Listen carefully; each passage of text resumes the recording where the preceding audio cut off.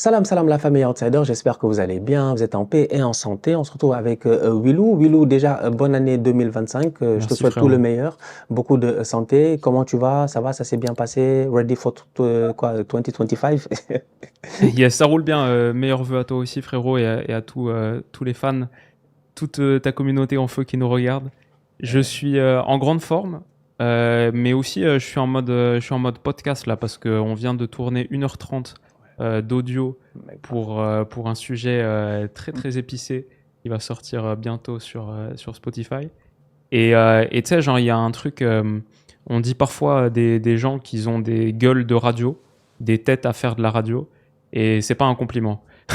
Et là, je sais pas si j'ai une tête de radio en ce moment, mais il va me falloir quelques minutes pour me remettre dans dans le mode vidéo, Non, et mais ça va être bien. t'as parfaitement raison. Sincèrement, on vient de faire 1h30 en fait en train de parler, mais c'était long, mais c'était pertinent. Il y a eu pas mal de choses. J'ai hâte que vous découvriez le sujet. Vous-même, vous connaissez Willou, des sujets de bandits, des sujets anglo-saxons, tu vois, des sujets bien United States, tu vois, en termes de sport. Sincèrement, on a discuté football et c'était vachement intéressant. Donc, j'ai hâte que vous le découvriez. Aujourd'hui, on va parler, on va revenir un tout petit peu, on va en profiter parce qu'il se passe pas mal de choses en ce moment dans l'actualité footballistique. On est en début 2025, et Arsenal est déjà éliminé de toutes les compétitions. Donc voilà, faut déjà dire que vraiment, des tocards, des tocards, franchement. Ouais. Je dis, bon, on va voir le match retour face à Newcastle. On va voir ce dimanche en, je pense, huitième de finale, hein, au quart de finale de FA Cup face à Manchester United. Je pense huitième de finale. On va voir ce que ça va donner. Quand tu regardes le tirage de la FA Cup, tout le monde joue des petits clubs. Liverpool joue à Accrington, je sais pas, tout le monde va se déplacer Oui. quelque part en quatrième division. Nous, il fallait qu'on se joue contre United, tu vois. C'est manque de chance totale. Mais bref, début de 2025 assez compliqué. Aujourd'hui, on va en profiter et on va revenir sur voilà, un truc assez simple. On est à mi-parcours. C'est toujours cool de faire un tout petit peu à mi-parcours et d'essayer de voir certains faits assez intéressants. On est aussi en plein mercato d'hiver. Donc, j'ai hâte de voir ce qui va se passer durant les prochains jours. Est-ce qu'il y a certains clubs qui vont se renforcer ou pas en vue de la Ligue des Champions, de la deuxième partie de saison. Et j'avais envie de revenir sur le top 10 des plus gros transferts de l'été passé et de voir un tout petit peu comment ça se passe pour eux. Donc, l'année passée, cet été, il y a eu énormément de gros transferts. Le dixième le plus gros, c'était Cop Miners qui quittait Mhm. l'Atalanta pour la Juve. La Juve en ce début de saison avec Thiago Motta, c'est pas bon voilà, je veux dire, j'ai pas l'impression que c'est ce qu'on attendait réellement. Jusqu'à présent quand même, c'est une des rares équipes, je pense, qui a pas perdu de match. Je sais En pas. Serie A, ouais. Ouais, Ouais. ils font partie des règles, c'est ça, qui sont invaincus. Ils peuvent faire une saison d'invincible, mais si à la fin tu gagnes pas le titre, ce serait un tout petit peu dommage, même s'ils l'ont déjà fait, la Juve, invincible et le titre. Cette année, avec Cop Miners, est-ce que ça a réellement changé quelque chose pour le moment? Comment est-ce que lui réussit à s'acclimater et tout cela? C'est une bonne Ouais. question, franchement, que moi je me pose. J'ai pas l'impression que c'est ça, que je pense que ça prend du temps. Moi, c'est comme ça que je le prends d'habitude. Je me dis, c'est un très bon joueur qui arrive dans une équipe aussi avec un nouveau coach. Donc, ça prend du temps aussi pour que chacun puisse s'acclimater. Il y a aussi eu énormément de gros transferts qui ont été faits à la Juve. Tu vois, un boy comme Kefren Turam aussi, il est arrivé dans cette équipe-là. Donc, le temps d'adaptation pour un nouveau coach, le temps d'adaptation et tout, je pense que ça peut jouer sur pas mal de choses. Maintenant, à savoir, est-ce que Cobb Miner, c'est un transfert abouti après 6 mois? C'est une question que j'ai envie de te poser. Je sais pas ce que tu en Le penses. truc avec la Juve, c'est que moi, je la trouve toujours assez intéressante, mais elle a eu des gros problèmes de blessures. Et là, on voit sur le mercato hivernal, ils sont en train d'essayer de, peut-être, ça parle de Christensen, se renforcer sur le derrière. Ils ont eu Bremer qu'ils ont perdu très tôt, ligament croisé. Cabal aussi, leur recrue latéral gauche, ligament croisé. Et ils ont juste pas assez de profondeur d'effectif, je pense. Ils ont eu aussi des problèmes de blessures sur les offensifs début de saison. Donc tout ça, je pense, ça a donné une situation assez difficile pour Mota. Moi, de ce que j'avais vu, j'avais bien aimé Coupe Miners début de saison. Là, je vois qu'il est sur 2 passes D, un but sur les 5 derniers matchs de Serie A. Comme tu Mhm. dis, au moins, la Juve ne perd pas. Si elle gagne peu, mais elle perd pas.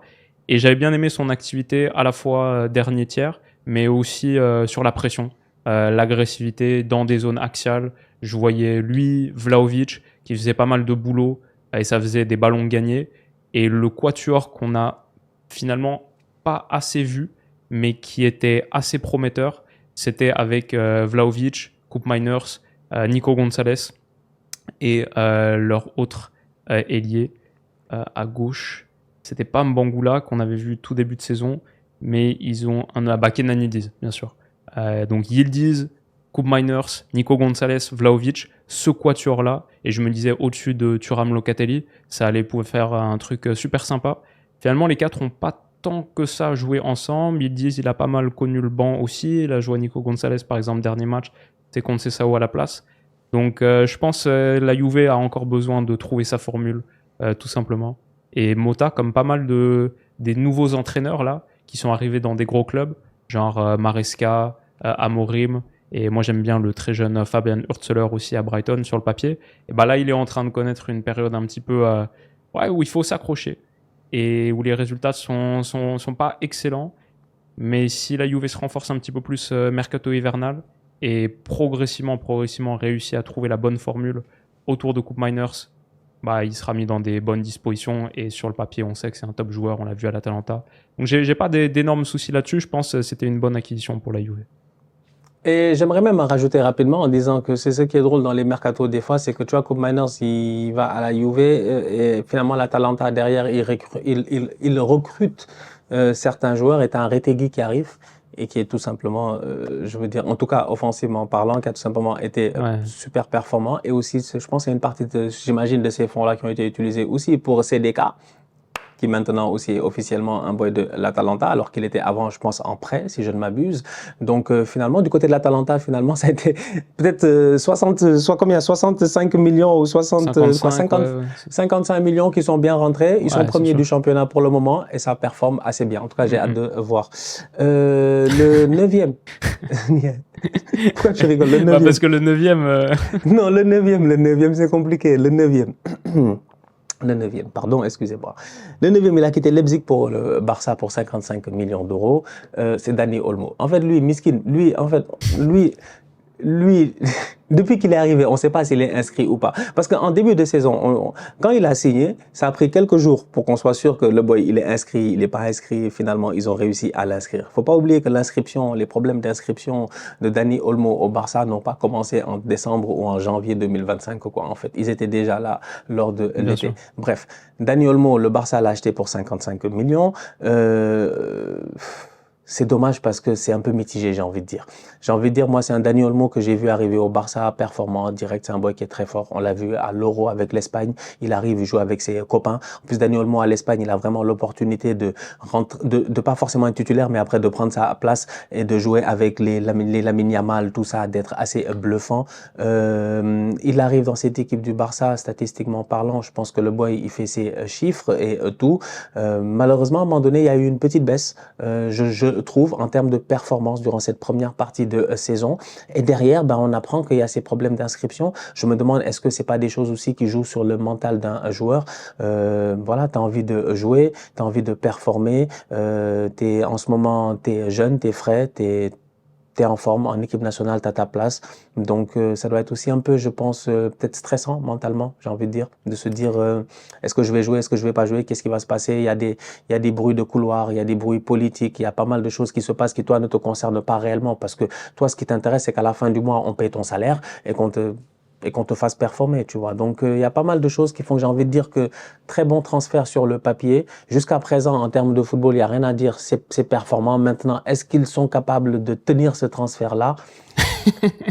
Non, mais j'aurais jamais pensé qu'on évaluerait un transfert comme ça. En mode, c'est ouf. Pas sur le plan technique, pas sur le plan des stats, sur le plan de est-ce que le transfert 6 mois plus tard, c'est vraiment un transfert en fait. On sait pas.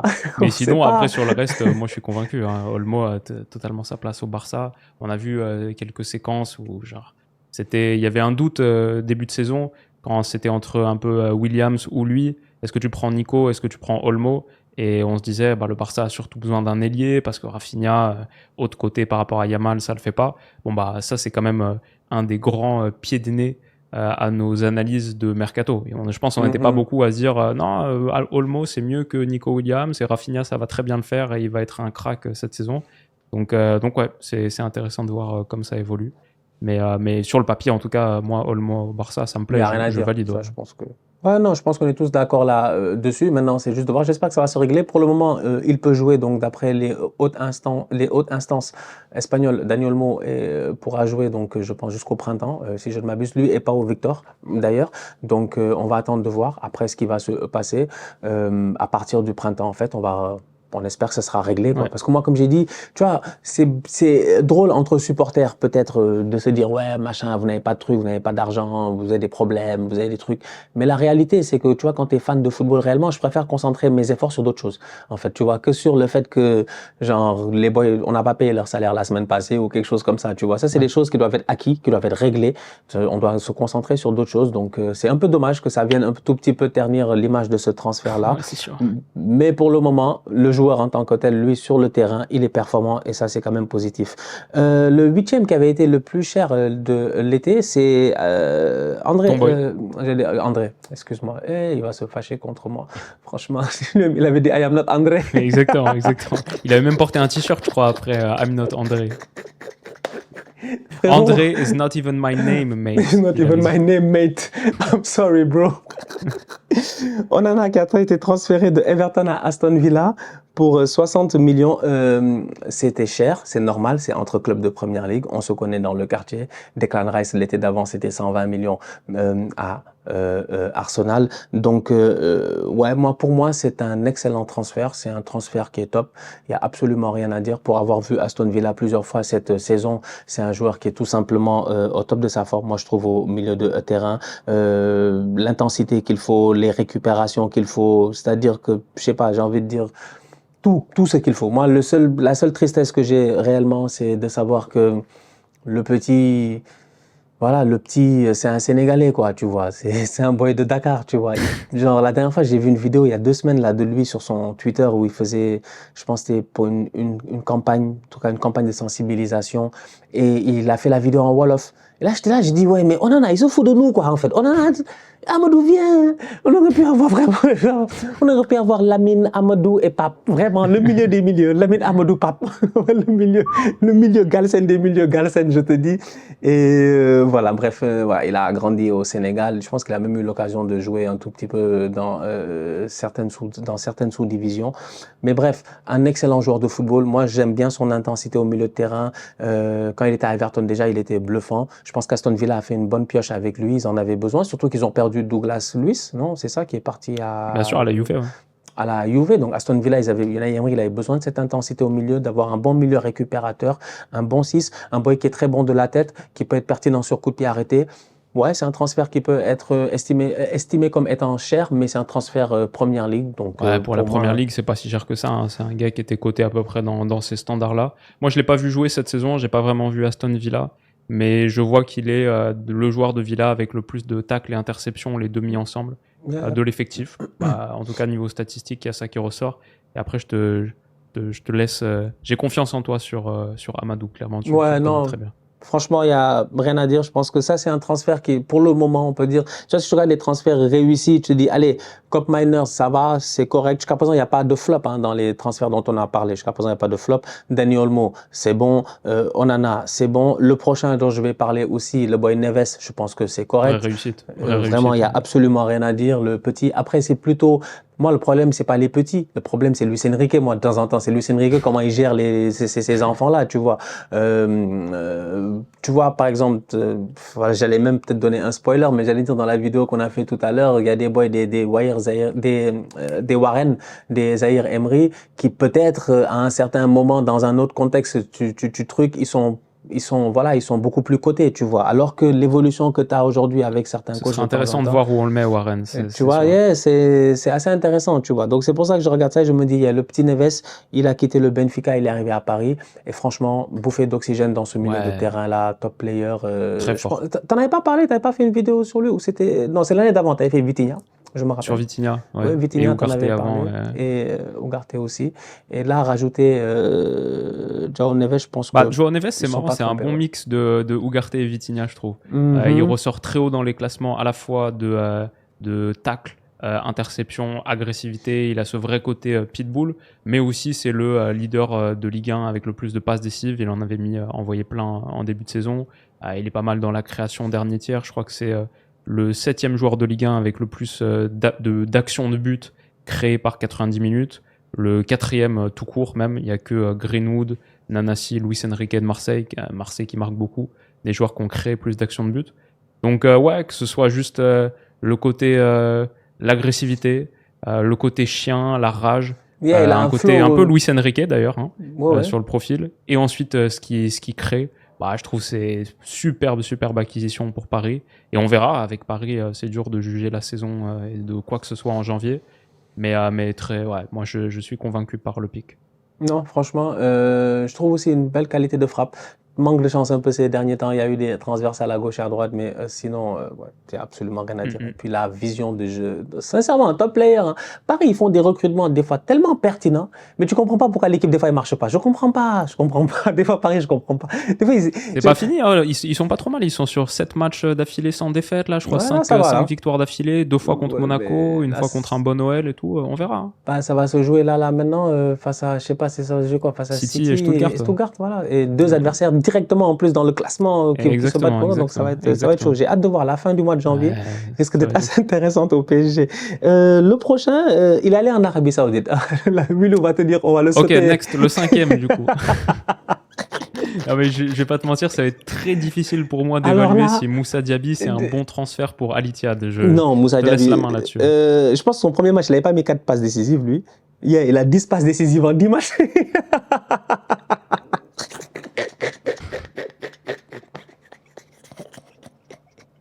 Il a 10 passes en 10 matchs. Yeah, il est fort. Moussa Diaby, il est parti. Il a raison. Il allait bouffer ses tales, mon frère. C'est pas son problème, lui, franchement. Il a mis la daronne à l'abri. Ouais. Il a mis la daronne à l'abri, le daron à l'abri. Il a mis toute la famille à l'abri. Et il a raison. Moussa Diaby est un excellent joueur de football, franchement. En première ligue, en toute honnêteté, il était très, très bon. J'ai envie de dire, très prometteur à Aston Villa. Après, voilà, arrive, I guess, le contrat de sa vie. Il décide de faire le choix d'aller à Al Ittihad assez tôt dans sa carrière quand même, parce qu'il a quoi? Il a 25 ans, 26 ans. Il a 25 ans. Il a passé qu'un an à Villa. Ouais, un an, il a fait une belle saison. Il a fait une bonne saison et puis il a décidé de truc. Et là, voilà. Il a Al Ittihad, donne des passes décisives à Karim Benzema. Ils vont essayer. Ils se sont qualifiés cette semaine en battant Al Hilal en plus en quart de finale de la Coupe du Roi. C'est pas mal, hein. Willow, on lui donne des infos. Willow, je lui ai donné l'info, il est là, il est comme. C'était en quelle année, ça? C'était quand? Non, il se passe des, des choses là-bas. Il se passe des choses là-bas. 60 millions d'euros récupérés derrière par Aston Villa. Et derrière, j'ai envie de dire qu'au niveau de Aston Villa, quand même, finalement, ça leur a pas fait mal du tout. Ça n'a pas changé grand-chose pour eux. Il y a juste d'autres boys qui ont plus jouer, des boys comme Rodgers qu'on voit cette année, qui sont assez intéressants et tout, qu'il faut faire attention. Ils ont moins de 23, hein. Donc juste pour dire que il y a des boys là-bas, il y a des boys qui ont moins de 23. Si les gens regardent parce la vidéo, que peut-être pour les gens qui savent pas, on est en train de faire le 24 des moins de 24 là. C'est ça le gros sujet sur lequel on bosse. Donc intéressant. Ouais, tu vas mettre Morgan Rogers. Je sais pas, je ne sais pas, mais juste pour te dire que c'est des prospects. Il y a des boys, ils sont là, ils sont pertinents, quand même, franchement. Donc, bref. Je vais l'ajouter discrètement sur ma liste. Je te dis, fais attention à moi. Il se peut même que Van der Bremt, ils sont là, on sait jamais. D'ailleurs, Van der Bremt, de retour de blessure, qui joue très bien en ce moment. D'ailleurs, j'aimerais juste te dire, les gars me taguent sur absolument tout ce que Van der Bremt fait. Stan, sur son FOTMob, il suit Arsenal, Première Ligue, Barça, Real Madrid et Ignace Van der Bremt. C'est les 5 follow. Les gars, ils savent en fait. La dernière fois, il était, je sais pas, il a fait, je sais pas, qu'est-ce qu'il a fait? Il a fait un bon match là, tac. Les gars, ils m'ont tagué là-dessus. Ouais, t'as vu Van der Bremt. J'étais mort de rire. En tout cas, donc Moussa Diaby qui quitte Aston Villa pour Al Ittihad pour 60 millions. Donc voilà, dans les deux cas, je pense que ça s'est bien passé. Alors le prochain, il est assez intéressant. C'est Neto de Neto Très qui quitte intéressant, ouais. Wolverhampton pour Chelsea pour 60 millions. Derrière Wolverhampton, ça leur fait déjà mal parce que en termes de percussion offensive, de pas mal de choses, ils ont perdu un de leurs meilleurs joueurs, ça c'est sûr et certain durant ces dernières années. S'il y a un boy que je pense dans le championnat on regardait, mais moi j'en ai parlé plusieurs fois à Arsenal en disant que c'est un boy qui pourrait ramener de la concurrence, que ce soit à droite ou à gauche avec Martinelli ou avec Bukayo Saka, c'était Neto. Là, il finit à Chelsea. J'ai envie de dire que pour le moment, ça va. J'ai envie de dire ça va. Tu vois, moi je suis pas emballé, mais j'ai envie de dire ça va, tu vois, sincèrement. J'ai envie de dire, Ça va parce que sur la première partie de la première partie de saison, il a pas vraiment joué à son C'est poste. ça. Comme c'était plus Madueke à gauche. Exactement. Donc, au vu de ça, c'était relativement honorable. Maintenant, il joue à son poste. Maintenant, il joue à droite. Et Chelsea a arrêté de gagner des matchs. Donc, je sais pas, je sais pas ce qu'on en pense de ça. Non, mais individuellement, c'est un bon joueur. Après, est-ce que c'est le transfert qui a changé quelque chose dans Chelsea? Ben, je pense qu'absolument pas pour le moment. Tu vois, non, il a rien changé, franchement. Je veux dire, on va être très sérieux que les fans de Chelsea, c'est pas nous fatiguer quand même, les fans de Chelsea. Aujourd'hui, je sais pas, moi, il y a pas un boy. Attends, c'est quoi les transferts qu'ils ont fait à Chelsea cet été? Tiens, on va aller voir rapidement. Ouh là là là là là, mais ça, c'est une vidéo à part. Si on commence à rentrer dans les transferts qu'a fait Chelsea, pour voir une idée, genre Jadon Sancho, de 20 minutes. Jadon Sancho a eu un impact, j'ai envie de dire, même mentalement un peu plus pertinent rapidement en 2-3 matchs que le copain Neto, tu vois. Bon, João Félix, c'est nul. Neto, machin, ouais, jusqu'à présent, moyen. Franchement, 60 millions, je trouve que c'était cher. Ils auraient pu investir de l'argent autre part, pour le moment en tout cas, et pour le rendement de Pedro Neto jusqu'à aujourd'hui. Et comme tu l'as dit, en début de saison, ça a été plutôt compliqué, mais c'est normal, il y a tellement de joueurs qu'il est obligé de faire tourner aussi. Il y a des boys, tu les vois de temps en temps, ils disparaissent. Genre, à un moment donné, à Chelsea, tu vas voir Lavia pendant 4 matchs, après il disparaît. Après, tu vois le boy Vega là pendant 3-4 matchs, après il disparaît. Après, Madueke... Ouais, parce qu'il est nul, mais... Oui, c'est ça, mais c'est un peu ça, mais c'est que tu comprends pas, en fait. Madueke, il joue 4 matchs, après 5 matchs, après il est blessé, il disparaît. Après, c'est l'autre c'est-à-dire qu'il y a tellement de joueurs que c'est difficile d'en avoir, à part Palmer et Jackson, et Caicedo. Et Fernandez Caicedo Enzo aussi, Caicedo, Palmer, Jackson, j'ai du mal à trouver des fois des gars qui ne bougent pas de ce 11-là. Tu vois, donc c'est un peu ça. Donc moi je dirais 60 millions pour être le 5e transfert le plus cher de l'été passé, c'était trop pour Pedro Neto jusqu'à présent. On aurait pu ajouter juste Colwill dans les joueurs qui jouent énormément et Cucurella aussi. Ouais, Cucurella, c'est mon gars. Ouais, c'est mon gars. Je l'aime trop, lui. Il est partout. Il est incroyable. Il fait 3 pommes. Il est constamment dans la surface de réparation. Sur tous les coups de pied arrêtés, il est là. C'est le plus petit, mais il est là. Il se voit bien aussi. Ah ouais, il est bon. Comment il s'appelle? Alors, donc, du coup, le 4e transfert le plus cher, ça a été un transfert qui a été beaucoup décrié l'été passé. Jusqu'à aujourd'hui, on peut dire, bon, la dernière fois, il a fait un gros tacle. Moi, j'ai kiffé. Il a fait un beau tacle en fin de rencontre et tout. C'est Lenny Yoro, pour 63 millions d'euros, c'était ça, qui quitte Lille pour Manchester United. Lenny Yoro était sur les tablettes, je pense, du Real Madrid. Les gars étaient intéressés, mais les gars n'étaient pas prêts à payer 60 millions à 1 an de la fin de son contrat. C'était vraiment ça, je pense, le truc sur Euro l'année passée. On était à 1 an de la fin de son contrat, ou je pense 1 an et demi, whatever, et ils n'étaient pas prêts, en fait, à mettre les 60 millions. Manchester United l'a fait parce qu'ils étaient, j'ai envie de dire, un peu dos au mur, je pense. Ils avaient besoin de remplacement. L'année passée à United, on l'a vu. Il y avait pas mal de gars qui jouaient. Ils ont ramené des tontons. À United, ils ont ramené des gars de Ferguson, tu vois. Ils étaient à 2 doigts de ramener Michael Carrick et Johnny Evans. Ouais, frère, quand ils ont ramené Johnny Evans, j'ai dit c'est fini. J'ai dit, ils sont pas sérieux. Phil Jones. C'est comme si... Nemanja Vidic. Je sais pas, c'est comme si nous, Arsenal, on ramenait des Felipe Sanderos, des gars que les gars ont oubliés, frère. On peut pas, comment il s'appelle l'autre, là? J'ai oublié, Yohan Djourou. Il faut nous respecter quand même, c'est la même chose. C'est des Evans et tout. Donc, ils avaient des problèmes défensifs. Il y avait pas mal de blessés. Michael Sylvestre. Michael Sylvestre, regarde-moi ça. Oh là là. Michael Sylvestre. Oh. Michael Sylvestre a joué tous les postes. Hein. Vraiment, les gars de Ferguson, là, ils jouaient latéral, défenseur central, ils ont joué tous les postes. Donc, ouais, donc tu te dis. Sébastien Schilacci. Il a 2 doigts de me dire Pascal Chibonda, wesh, lui, ça va, toi? Tu me fatigues, lui. Sortir des gars. C'est comment? Ça peut durer longtemps. Ah non, franchement, tu peux en sortir, sincèrement. Des Christophe Jallet, des anciens.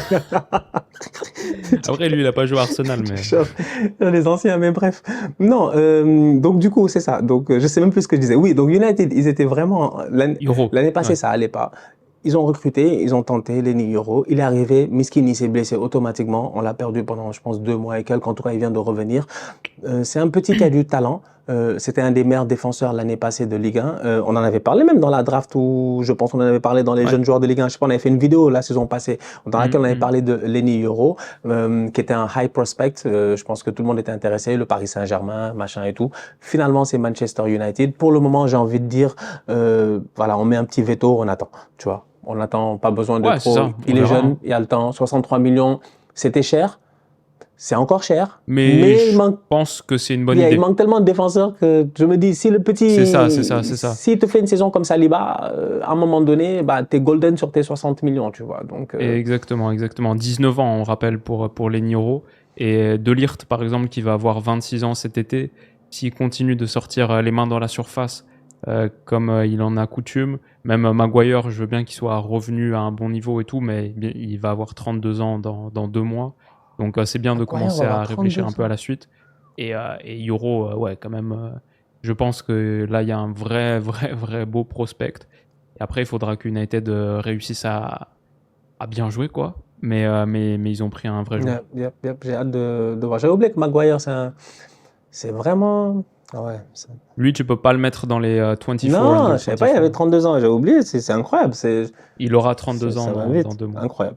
Le troisième, top 3. Là, on va rentrer dans le top 3 des transferts les plus chers cet été. Assez intéressant. Jusqu'à présent, comme j'ai dit, pas trop de flop. Je vois pas Cop Miner, ça va. Olmo, ça va. Amadou Onana, ça va. Neves, ça va. Moussa Diaby, bon, ok. Non classé, mais ça va. Neto, ça va pas. C'est Neto, on a dit ça va pas. Neto, faut qu'il se gère, faut qu'il s'impose dans cette équipe-là. C'est difficile, il y a beaucoup de joueurs, mais il faut qu'il s'impose. Euro, c'est correct et tout. On rentre dans le top 3. Je pense que c'est un transfert super pertinent. C'est un superbe transfert. C'est juste que l'équipe, elle est nulle, en fait. Et que l'équipe ne le mérite pas. Et c'est dommage parce que lui-même, sur les réseaux, il l'avait dit plusieurs fois, il y a des tweets et tout. C'est un grand fan d'Arsenal. C'est Dominique Solanke qui a quitté Bournemouth pour aller à Tottenham. C'est dommage. Il aurait dû rester à Bournemouth. En ce moment, peut-être Bournemouth, ils sont à la place de Nottingham, ils jouent le top 3. Non, franchement, c'est pour dire à quel point, en fait, Tottenham, Hier, j'ai vu le match, mais ils ont gagné 1-0. Et même ils savent comment ils ont gagné. C'est une association de tricheurs. Par contre, fallait voir. Le pauvre Ange Postecoglou, tu le vois, t'as pitié. Ouais, le pauvre, il est fatigué. Il en peut plus. Il en peut plus de cette équipe qui, je comprends pas. C'est la loose à Tottenham. Mais ils ont un superbe attaquant qui est Solanke, qui est en train de faire un très bon début de saison, une superbe première partie de saison. C'est lui et Kulusevski qui sont, à mon humble avis, les deux meilleurs joueurs de cette équipe-là. Et ouais, pour 60... Et Bergvall, sympa aussi, hein, qui émerge. Ouais, qui émerge petit à petit. Tu es obligé de laisser des... Au moins, ils ont quelques jeunes pertinents, ils sont obligés. C'est pas facile, hein, Tottenham. C'est 64 millions, Solanke, de Bournemouth à Tottenham, pour moi. C'était top transfert. Absolument rien à dire, à part bravo. C'est un excellent joueur, il performe et il doit même avoir pris de la valeur en plus. Au-delà de cela, il doit coûter beaucoup plus cher aujourd'hui, je pense, le Dominique Solanke. Statistiquement parlant, je pense qu'en première ligue, je sais même pas, il doit être à combien de buts, Solanke? Il a 7 buts en première ligue cette saison, 3 passes D. Il est au total en buts et passes D à 11 et 6. 11 plus 6, toutes compétitions confondues. Moi, je trouve que... Donc non, il a bien démarré. Je trouve que c'est pas mal et il réussit à faire ce qu'eux, ils attendaient peut-être de Richarlison et de d'autres joueurs à ce poste-là offensivement. Tottenham a cherché un attaquant pendant quelques temps, depuis le départ de Harry Kane. On attend quelqu'un pour venir vraiment porter l'équipe offensivement. C'était ça la force de Tottenham. C'est que même si ça allait pas, tu savais qu'Harry Kane allait venir mettre ses 30 buts saison, tu vois. Donc, automatiquement, ça te donnait une équipe qui devenait dangereuse quand tu jouais contre elle. Et aujourd'hui, je trouve que Solanke, il ramène cela. Donc, je trouve que c'était un très bon transfert. Ouais, et puis en plus, pour les centres potentiellement de Kulusevski dans la boîte, genre l'autre jour contre Newcastle, même si Newcastle est revenu et a gagné, il avait marqué le premier en prenant le dessus sur Botman, ce qui est un vrai gros duel. Et c'est le genre de bonnes choses que t'offre Solanke dans la boîte.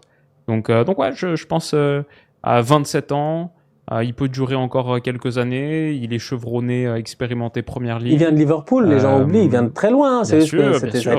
Voilà. Moi, j'oublie pas. Je me souviens quand c'était un jeune prospect de Liverpool. Et maintenant, il a 27 ans, donc ça ne nous rajeunit pas. Mais... On va finir avec les deux derniers. Les deux derniers. Le Pas facile. deuxième pour 65 millions. Je me suis plaint, moi, il y a quelques jours dans une vidéo, je me suis plaint contre son coach.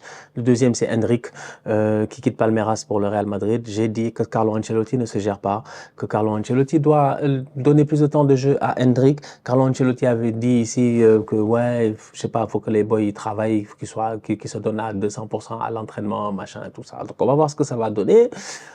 J'ai hâte de voir l'évolution du petit. Je trouve que le petit, il a du talent, mais je peux pas évaluer son talent si je le vois pas jouer. En fait, c'est assez compliqué. On peut pas évaluer son talent aussi alors que le petit n'enchaîne pas les minutes. Alors qu'au Brésil, c'est comme ça qu'on savait qu'il était fort. C'est que ça jouait constamment. Il était jeune, il avait quoi, 16, 17 ans, mais il jouait au football, il jouait constamment. Donc évidemment, Tu dirais combien de minutes pour il prend du Hendrik level, tu cette vois. saison en Liga? En Liga cette saison, je sais pas, c'est en Ligue des Champions qu'il a joué. Donc, je sais même pas. Je dirais, allez, pas plus que 30. En Ligue des Champions, il a 78 minutes sur 3 matchs. En Liga, il a Ouais. 82 minutes, mais sur 12 matchs. Il a même pas un match entier. C'est famélique. Ouais. C'est au total Champions plus Ligue des Champions plus Coupe du Roi. Il a 250 minutes, c'est même pas 3 matchs. Donc c'est sûr, C'est abusé. c'est très dur à évaluer parce qu'il a pas Non, joué encore. c'est. Non, tu peux pas. Tu peux pas. Donc, ça en fait un transfert fantôme, en Ouais. fait, j'ai envie de dire. Vraiment fantôme à 65 millions. J'ai pas envie que ça finisse comme les. Encore Victor Roque, c'était un peu différent et tout, mais c'est-à-dire que ces boys-là, quand ils arrivent, faut à un moment donné, tu puisses leur donner 10-15 minutes par match. Il y a des matchs en Liga où le Real, de temps en temps, pendant les 20 dernières minutes, on le voit, ils foutent rien. Moi, je le vois ici. Je les débriefe chaque week-end, c'est cette équipe-là. Ils sont là, 60e, des fois, ils plient le match. Il reste 20 minutes, 25 minutes, ça joue pas. C'est plus pour des statistiques, c'est plus pour des trucs. Tu as envie de voir les Hendrick jouer, tu vois. Je pense que le boy, il faut qu'il joue. Faut qu'il joue. Faut qu'il joue. Tu peux pas être un attaquant. L'attaquant, c'est la confiance. C'est surtout à cet âge-là, c'est vraiment de la confiance. C'est j'essaye, je tente, je rate.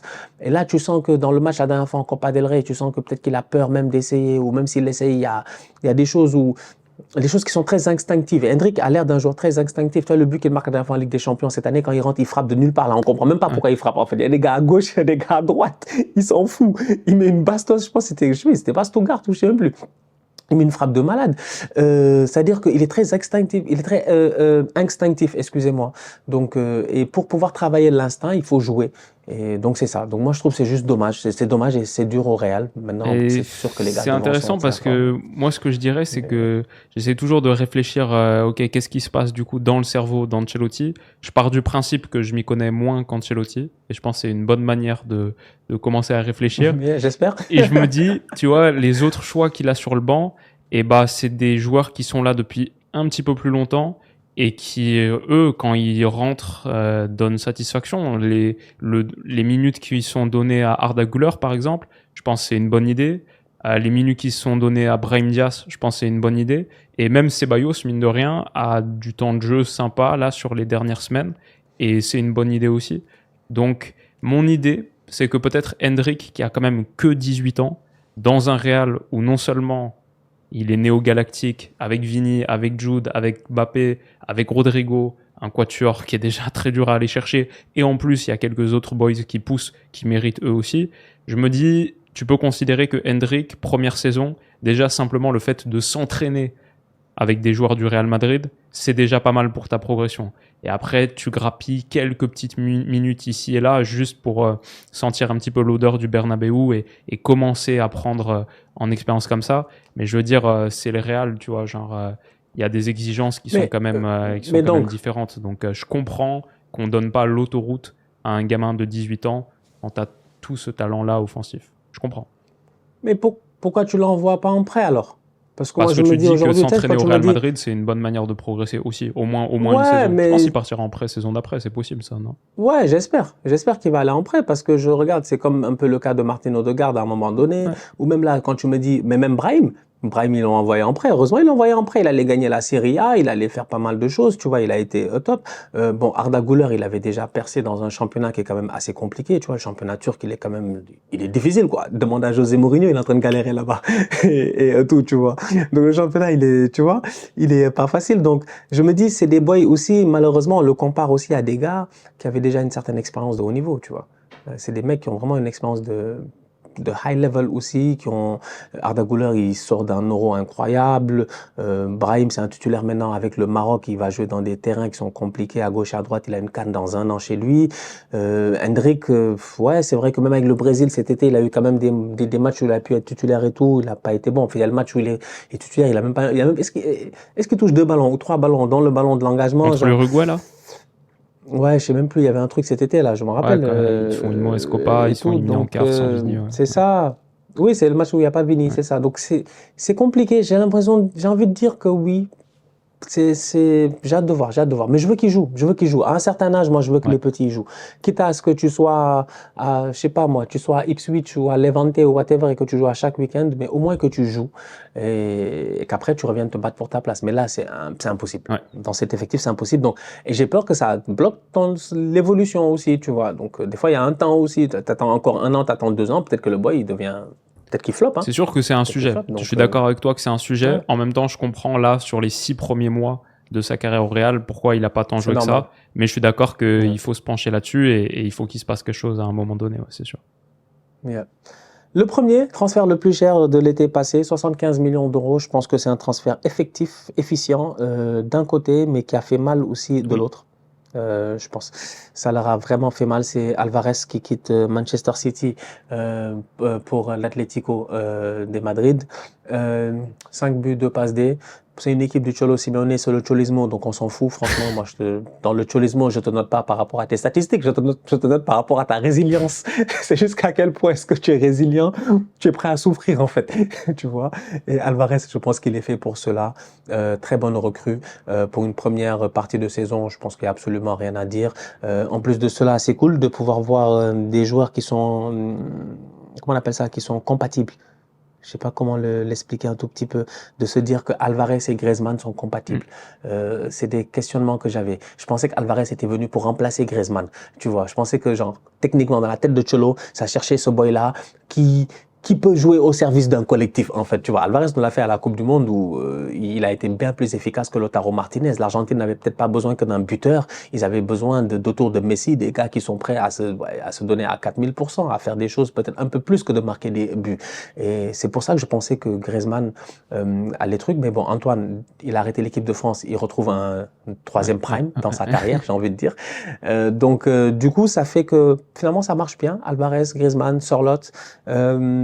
Et finalement, derrière, City, il le perd et on se rend compte qu'il a plus de Glock. C'est quand tu perds ton Glock. C'est-à-dire que quand ta mitraillette, elle marche plus et que ta mitraillette, elle est enrayée, qu'est-ce que tu fais? T'es en danger. Tu sors le Glock et là, il a plus de Glock. Ouais. Donc, c'est dommage. C'est sûr que les blessures majeures qu'ils ont eues, plus la perte d'Alvarez, c'est rare de voir un club comme City s'affaiblir en vrai significativement sur un mercato estival. Même s'ils ont pris Savigno, et récemment, c'est vraiment cool Savigno, mais comme ils ont eu en plus la blessure d'Oscar Bob au début, peut-être qu'ils se disaient, avec Bob, on va avoir un peu on libère un petit peu de temps de jeu offensif pour Oscar Bob en lâchant Grealish, en lâchant Julián Alvarez, et tout de suite Oscar Bob il se blesse, donc ça c'était dommage pour eux, mais en tout cas je suis d'accord avec toi, ça marche bien à l'Atleti, ça marche bien avec Grisou, l'Atlético Madrid est choquant sans être tout le temps bon. Ils sont sur quoi, genre 14 victoires d'affilée là, ou un truc de malade comme ça. Ils sont tout en haut en Liga, ils ont des matchs en retard, c'est vraiment costaud, et même en Champions il a 4 buts sur les 6 premiers matchs, Alvarez, donc ouais, ça c'est un beau transfert. On peut être d'accord que quand même, donc du coup on peut être d'accord que le plus gros transfert de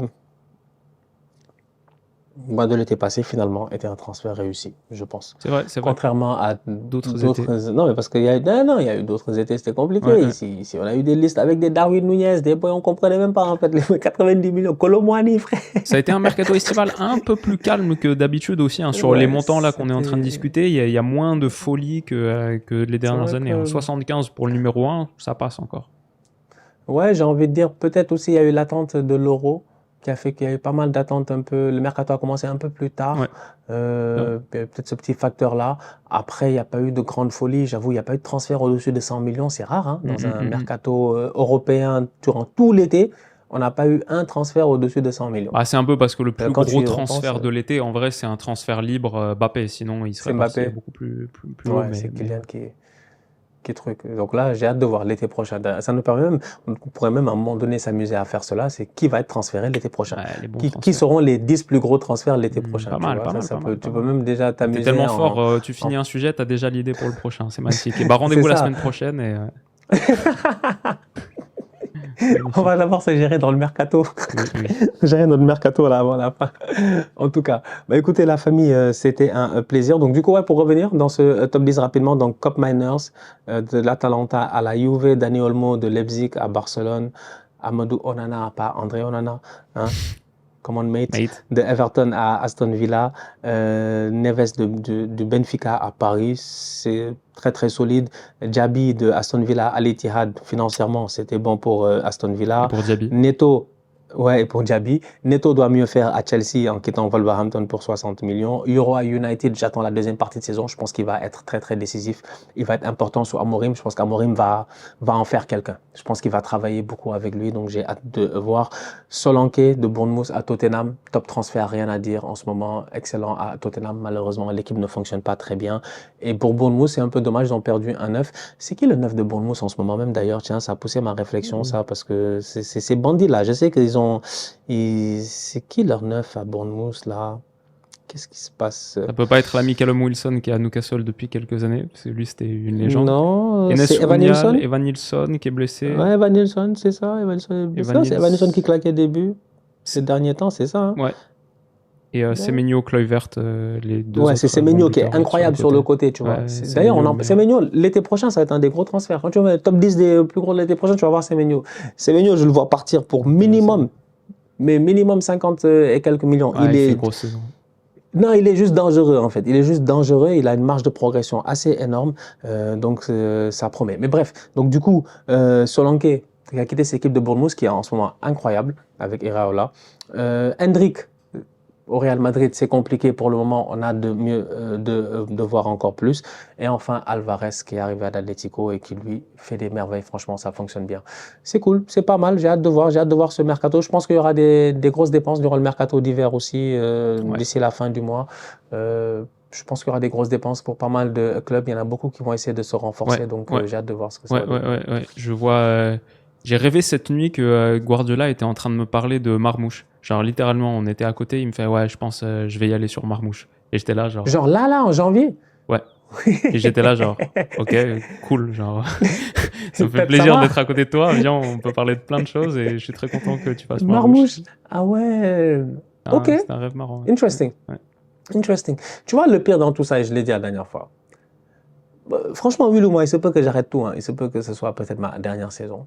Si les fous là, ils font exprès que City finit devant nous, je peux tout accepter cette saison. Je peux vraiment tout accepter. Je pense que je peux accepter la saison blanche. Je peux accepter l'humiliation. Je peux tout accepter. Sauf que Manchester City finisse, je dis bien, au-dessus d'Arsenal. Même si on devait finir 7e, on n'a qu'à se débrouiller pour qu'ils finissent 8e, s'il vous plaît, par pitié. Attention à ce que tu dis, Stan, parce qu'ils ont que 6 points de retard. Hein. Il n'y a pas si c'est longtemps, ça, City revenait avec 8 points de retard sur vous et ils repassaient devant.